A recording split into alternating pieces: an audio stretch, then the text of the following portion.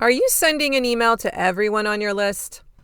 What do you do when you have all these different segments and groups of people on your list? Should you be sending all of them a regular email? And if so, what do you talk about? I had this question come in from a listener, and I'm going to answer it today. Let's get started. Hey there, this is Corinna Bench, and welcome to the My Digital Farmer podcast. In today's market, it's not enough to just grow your product. You've got to know how to sell it too. Welcome to the My Digital Farmer podcast, where we reveal online marketing strategies and tips to help farmers like you get better and more confident at marketing. Learn how to find more customers, increase your sales, and build a strong brand for your farm. Let's start the show.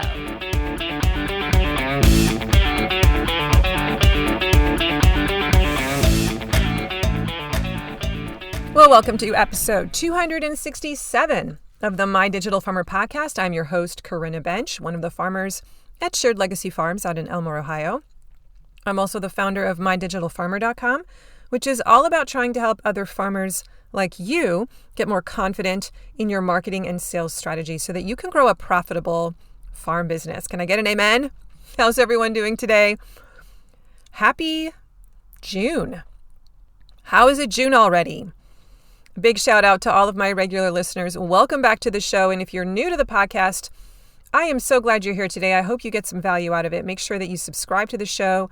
Go check out my first 10 episodes. I designed them to be an onboarding ramp into the marketing space for farmers. Another great place to learn kind of like the foundations of farm marketing, if you feel like you're pretty green when it comes to marketing, is to get onto my email list, because I have a bunch of free stuff that I'm going to send you for like 3 months. Every week you're going to get an amazing email that's going to teach you either a principle, or I'm going to point to a resource or a person you should be following, or something you should definitely have in your arsenal that you can use to get better at marketing.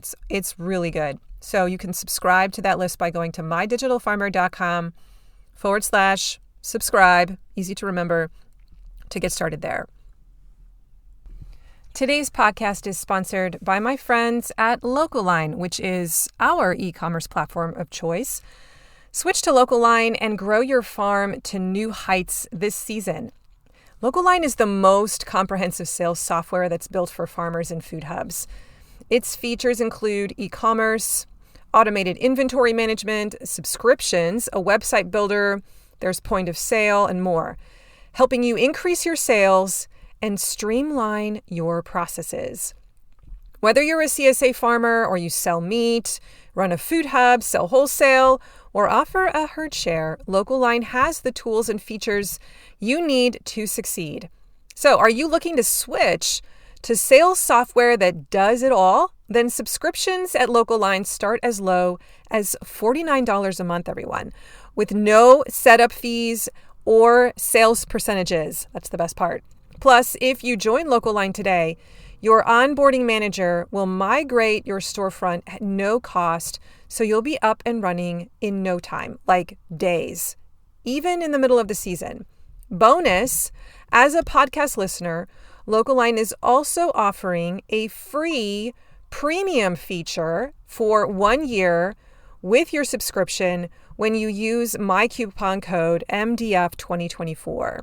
So make the switch today. Go to mydigitalfarmer.com/LocalLine, all one word, and then enter that coupon code MDF2024. And now back to the show. Today's episode is coming to you from the inside of my car. I'm recording this the third week of May, and this is the last day of school for my oldest son. He's a sophomore, and he's taking his exams today. And so he only has to be there for 3 hours. And because his school is a half-hour drive from the farm, I opted to just drive and hang out in the parking lot and do some work in the car until he's done, rather than go home and then come back. So this is a little bittersweet for me because this is the last time I'm ever driving him to school, because my little cutie bought a car a couple of weeks ago with his own money. So proud of him. He doesn't have his license yet. He's still got his temps. He has, I think, 3 more weeks before he can get it. But next year, when he's a junior, he'll start driving himself to aviation school every day, which is going to be amazing because I won't have to drive, an hour in the morning and an hour in the afternoon just to go pick him up. So it's going to really free up some time. I remember when we first made this decision 2 years ago to come to this school, this was a big factor. Like, oh man, can we make this drive every single day for the next 2 years? It just seemed like forever and a day. And we knew that he wanted to do this school. He was like uniquely suited to it. He's amazing at mechanics. He loves it, by the way. And so, to come to the end of this season, 2 years ago, this seemed like a really big marathon we were going to have to run. And like, oh my gosh, how much money that was going to be in gas and then our time. And here we are at the end of it, the last day. It's kind of, it's definitely bittersweet. And the time that I had in the car with him to talk, not that he talked to me all the time, but we did have some good conversations. So, it just made me, I'm very grateful today thinking about that. Oh, something else I have to tell you about Jed. This just landed in our laps 4 days ago.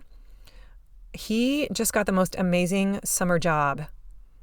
I am still blown away. So they do this aviation expo once a year at our school to invite the public to come. And there's all these really cool planes that fly in and kids can walk around, families can walk around. It's free. And it's kind of designed to try and recruit people into the program. And one of Jed's instructors was hanging out with a pilot of one of these planes for some of the day, and actually ended up getting to fly back home to the guy's house. He has his own runway, and hang out with him. And during that time, that particular pilot said, "Hey, I'm actually looking for a student to work for me this summer to help fix some planes, restore some planes. Can you recommend anybody?" Now, this farmer / pilot happens to be a farmer. And we don't know him personally, but we know his nephew really, really well. He's part of the Herzl family, which is a big tomato canning business here in our area. He's kind of a mentor to my husband, Kurt. And so Mr. Anderson, which is the instructor for Jed, said, "Oh, I do know a kid. He's one of my best kids. He's a farmer's son, a farm kid, and I think he would really click well, and he's really good, and he's fairly close to where you're at." So told Jed about it. And to my surprise, Jed, who's not especially good with phone skills, got on the phone, called this guy cold, and said, "Hey, I'd love to work for you." And went out and interviewed with him a few days later, went actually out to his farm. And this guy has 7 planes. They're all the same kind, and I wish I could tell you which one they are, but it's some kind of World War II Navy trainer plane. And he's just got a warehouse full of parts that he goes around and collects them from different farms, just different pieces. Anyway, they're going to be building these planes this summer. And it's this older guy, I think he's maybe 80, 75, 80, and just so knowledgeable, used to own the Herzl canning business. So really smart guy. I can't believe it. Anyway, he's going to be working on planes 30, 40 hours a week all summer long. And what he's going to learn, I can't even wait. So I was just super excited about that. I don't know if you care, but sometimes I think it's fun to share little personal tidbits that are going on. I actually get a decent number of emails from listeners of the podcast who are aviators or pilots or wives of pilots or partners of pilots, and who have reached out and just kind of share their excitement over my son's excitement about aviation. So thank you for doing that. I kind of feel like we're one big community and that you're rooting for my son. It's so cool. And maybe you'll find that story kind of interesting. I feel like he is well launched and that he is being set up for success. I can't wait to see what happens. Today's podcast is sponsored by Farm Marketing School. This is my monthly membership where farmers can come in and build marketing assets one at a time in special 30-day build projects that I've created for you. Right now, there are like 8 projects inside of Farm Marketing School, and every month a new one gets added. And you basically subscribe for 30 days, or you can stay in for a couple months or 3 months. You can stay in the whole year. But what you're doing is you go inside and you decide, this is the project that I want to work on. You take the class, the workshop class that's recorded, you just watch it, and then you build it yourself. So this is the DIY version of Accelerator. There's no coaching element or mastermind or Zoom meetups. It's just you going in there, watching the class that the accelerators saw live with me, and then working on it on your own. So if you're a DIY type of person and you think you can do it yourself, this is an amazing resource. There are projects in there for how to build a promotion plan, how to build your email nurture sequence, how to write a great weekly email, how to build the website homepage messaging, what goes on that homepage, how to build a lead magnet, and more. So if you want to see what's in the Farm Marketing School, you can head to mydigitalfarmer.com/FMS. And I encourage you to subscribe for 1 month. Check it out. I have a whole onboarding, like a crash course in marketing that I encourage you to take in your first week. There's an assessment inside of there that's going to help you know which elements you should build first. It's so good, and I would love it if you would give it a shot for a month. Let me know what you think, and if you decide you like it, you can stay in there for several months in the off season and get a ton of your marketing stuff done. Okay, let's move on to the show today. Gosh, we're in like minute 11, and I haven't even started. Here we go. Today's episode is actually going to be a new thing that I'm trying. It's called Ask Me Anything. And I occasionally get emails from farmers who ask me good questions and for advice, like what do I do in this situation? And today I thought I would read one of these emails to you and that I would answer the question in an episode. I did scratch down a few notes, but this is not as scripted as my usual podcast. So we're just going to go with it. I'm kind of in this season of my life right now where I'm trying to be more in the moment and not so over prepared. It is a practice, but it's working. So this email comes from Jody Brown. I'm going to read you most of the email. It's a really good question, and then I will spend the rest of the podcast answering it. Okay, this is Jody Brown from Brown Family Farm. She says, "Good morning, Corinna. I had a crazy idea to send you an email this morning as I'm working through some issues with my email groups. My question pertains to my email lists. I've got several lists. One for all of our CSA members. These are the folks who have bought and paid for our 2024 CSA. And then I've got a group of people from last season who signed up from my wait list. First dibs on the 2024 CSA when they're open to the public, but they haven't signed up yet.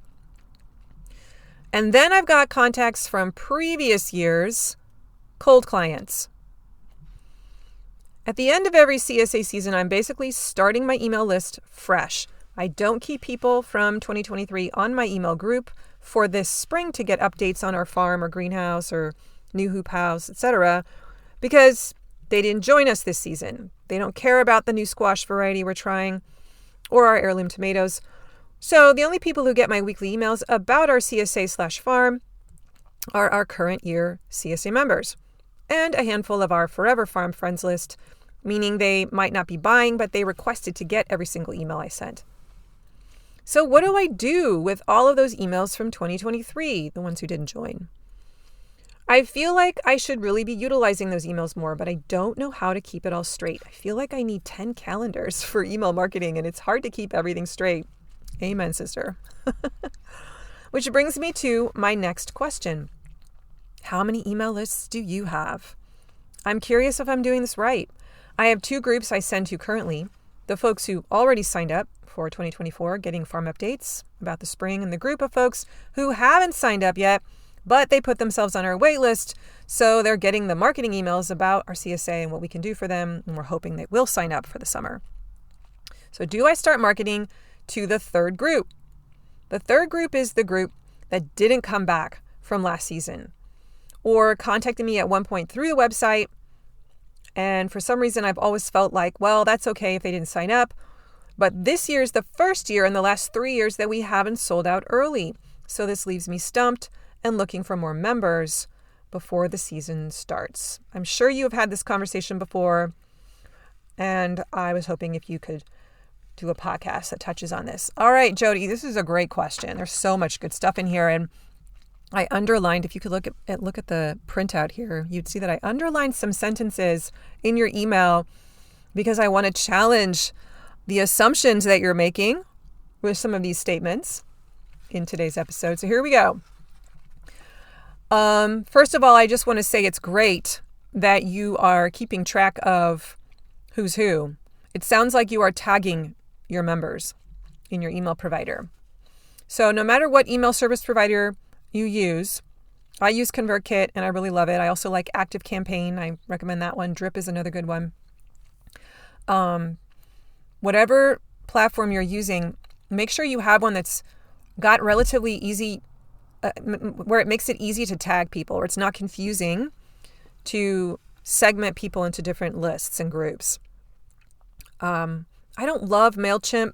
I used to use it, but I felt like it was a little clunky and difficult to keep track of lists and segment well. And that's kind of why I moved more to a tagging system, and why I like ConvertKit so much.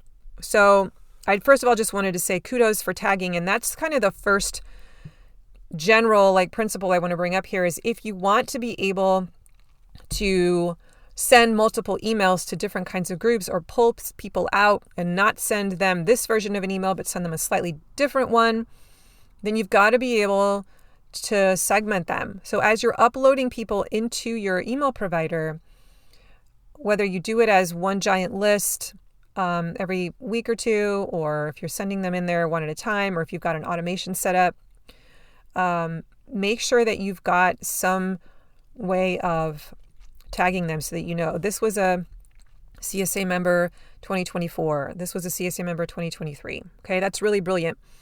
Some of the tags that I have purchase CSA 2024, purchase CSA 2023, all the way back to 2021, I think is when I started doing that. I have CSA non-renew as a tag if they told me they're not going to come back. I have purchase from the online store. I have interest in the online store. I have CSA lead, right? So I have different tags that help me know what they're interested in, what they've already accomplished. And some of my people have lots of tags so that I can see the whole journey. And I will sometimes tell my email provider to remove certain tags once other tags get added. So if they have the tag CSA lead and they end up buying the CSA, then I say remove CSA lead and add the tag purchase CSA 2024, right? Because I don't want to be sending them marketing emails about CSA if they're no longer a lead. Okay, so first of all, make sure you're tagging, and it sounds like you are. The second thing that I wanted to bring up here is that everyone on your email list, in my opinion, has value. And none of them should really be discounted. They're all in a different place in their journey with you. Some of them are still coming onto the on-ramp, right? Some of them are on the highway and they're regular buyers.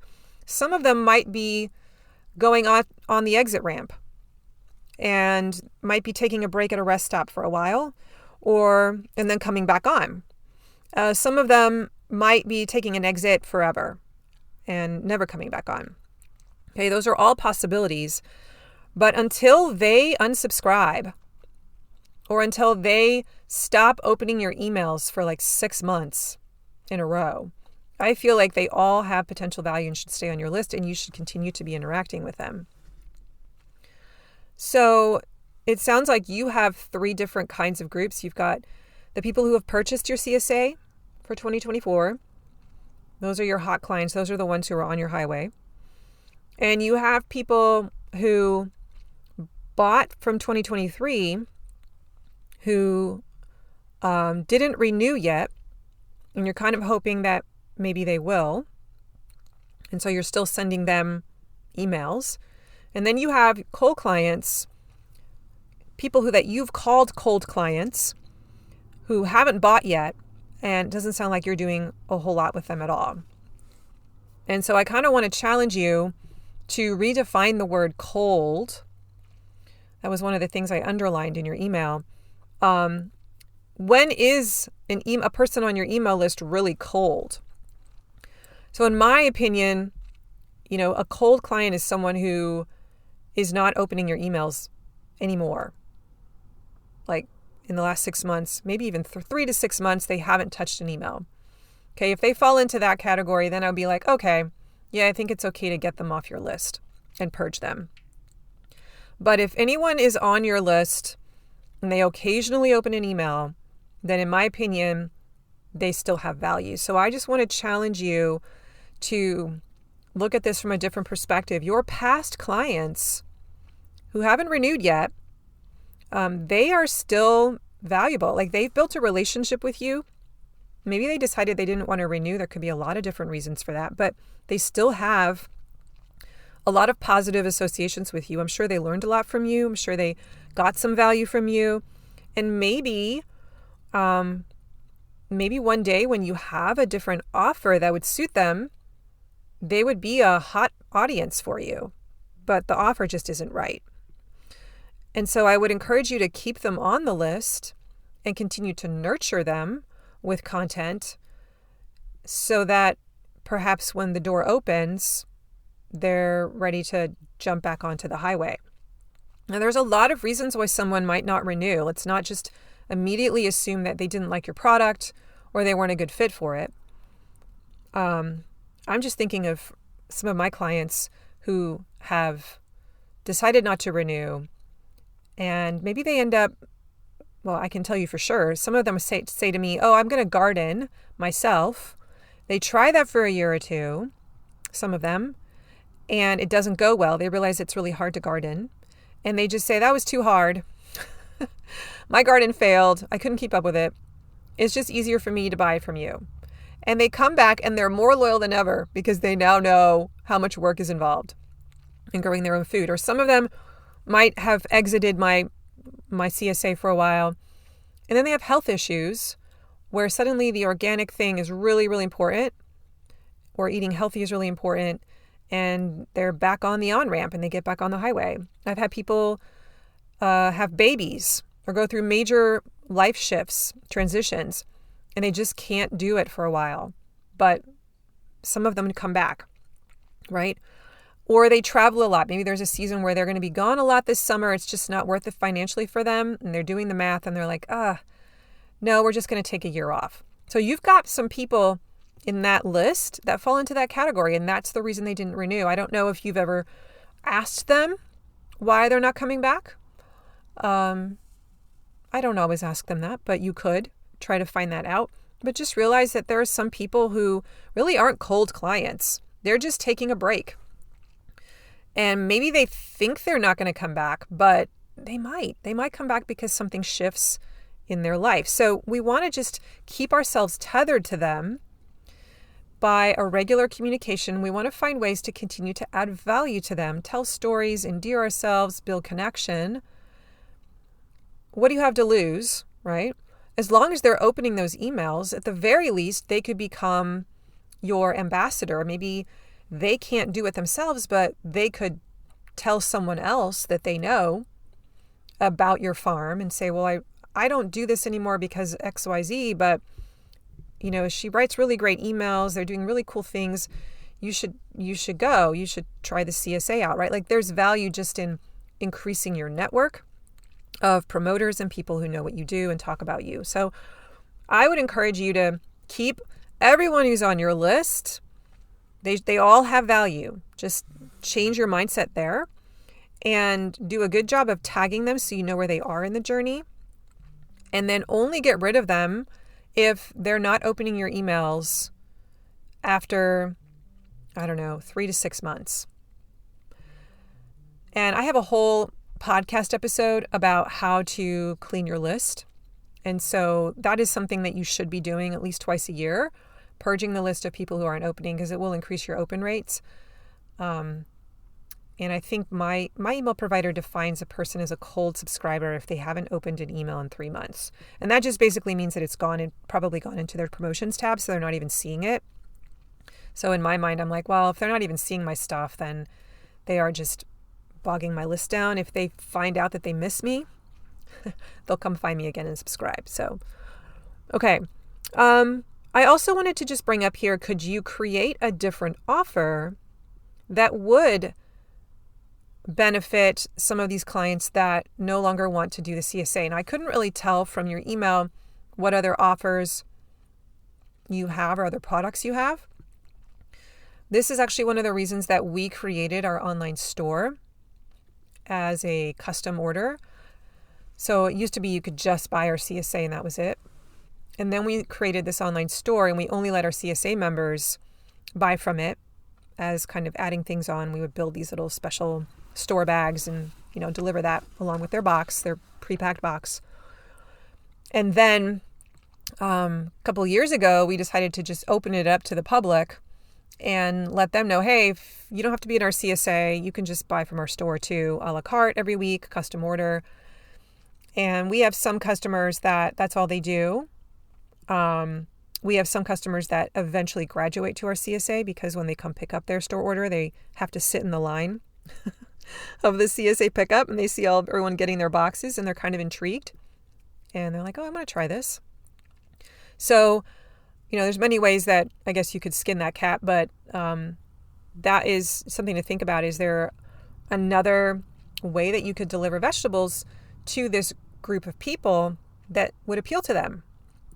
And then you wouldn't feel like, well, I only have this one offer that they apparently don't want right now. Is there another thing that you sell at some point? Maybe you do farm dinners and you want to make sure everyone on your list knows about that when it happens, right? So in that respect, everyone has value because they might take the farm dinner offer, right? Maybe you sell canning tomatoes and that's an offer you can place in front of the entire list. So just ask yourself, are there things that I sell that would be attractive to more than just a CSA audience? And if not, can I create something? So you asked me, what do I do with that 2023 email list? And what do I do with the people who haven't bought yet, the quote unquote cold clients you're calling them? So my answer to that is that you should be sending them an email every week. In the main season. In the off season, I don't think you need to be sending that particular group an email every single week. You could go once a month or once every 2 weeks, but I do think you need to be staying in contact. Now, I know you're like, oh God, that means I have to write another email. Not necessarily. So what do I do? Well, I write 2 emails a week. Sometimes I write 3, but usually it's 2. I write the one to my CSA members first, and then I write a similar email for my online store folks, pretty much anyone else on the list. They get a very similar email, but I take out the stuff that doesn't really apply to them that's CSA related. And that might take me an extra 10 minutes because all I do is duplicate the first one, cut out the stuff, doctor it up a little bit, and send it. So it's not a whole lot of extra time. And the way that I kind of structure the emails, if it's in the main season, I write it more in like sections. So I'll have the top section will be either a story, a very quick story with a quick lesson, or maybe it's a feature item of the week or something cool that's happening on the farm that I want to just highlight. And then I have another section with a different kind of headline that says, okay, here's what's in your box this week. And it has the links to the different resources, the recipes. And I usually have a customer photo of the week section. And I have an announcements section. And then I have what's in the online store section with a call to action button at the bottom to go buy more things. Okay, that's sort of the generic framework for my email. And then when I sit down to duplicate it for the people who are hopefully going to buy from my online store who aren't in my CSA, I might keep the upper section at the very top that includes the story or what's cool happening at the farm.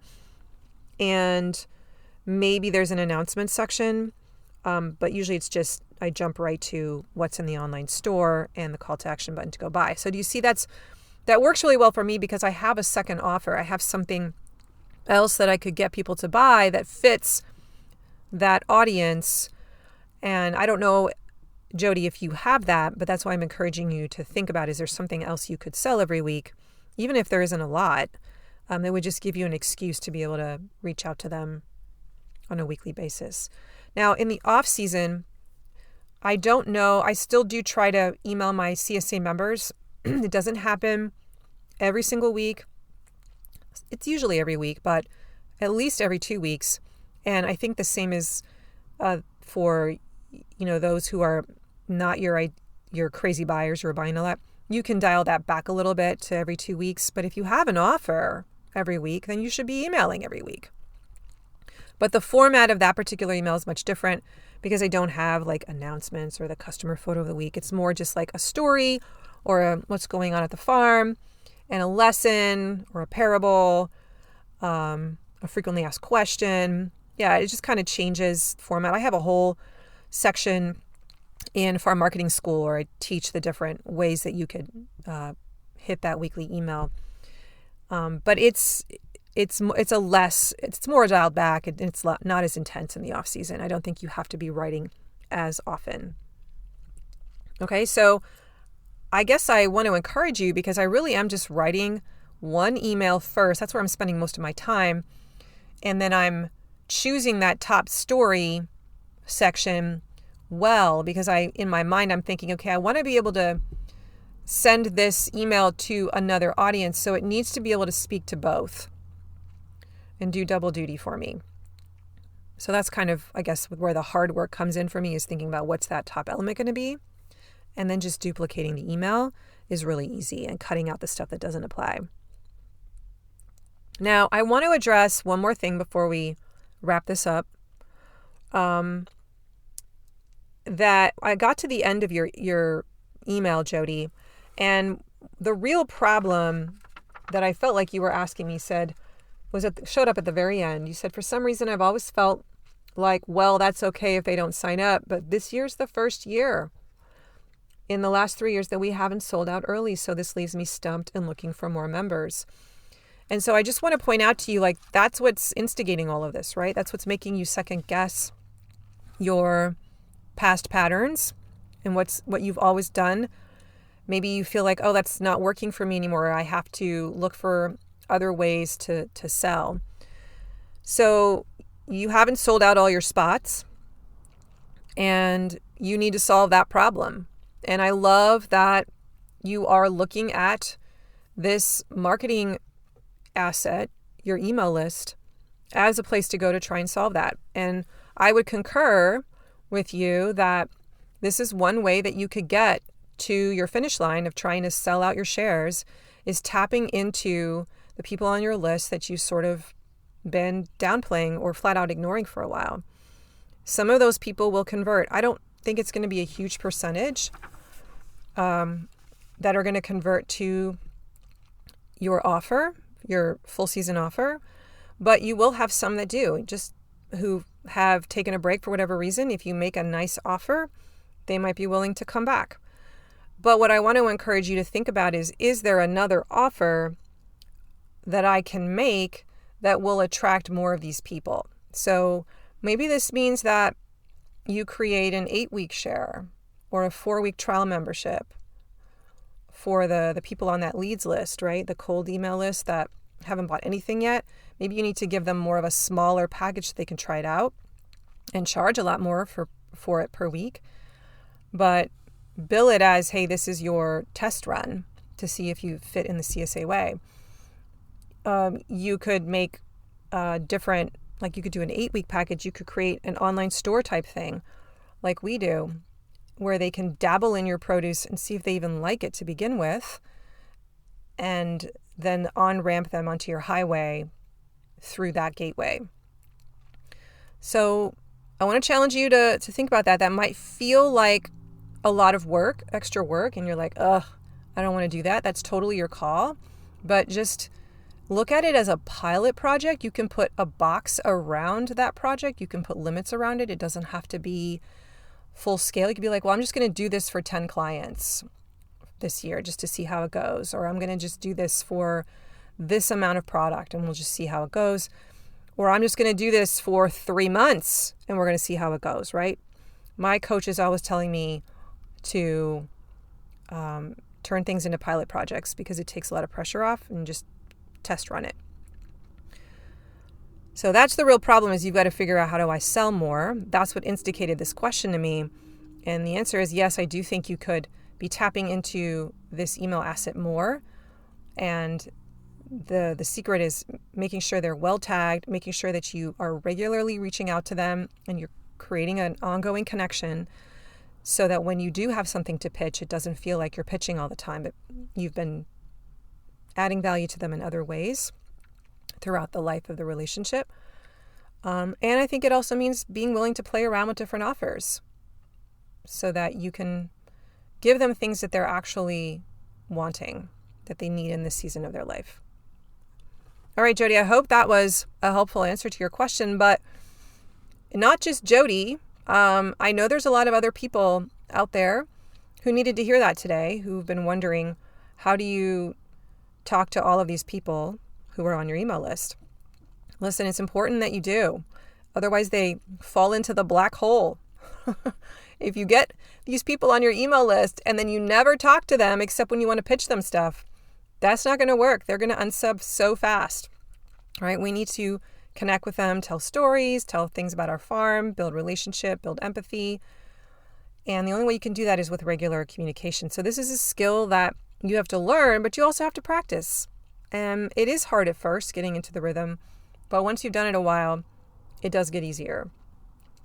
And I love that you're tagging Jody. Please, everyone, keep track of who the different people are. How do they come into your email list? Through what lead magnet? Like, how does that lead magnet tag them?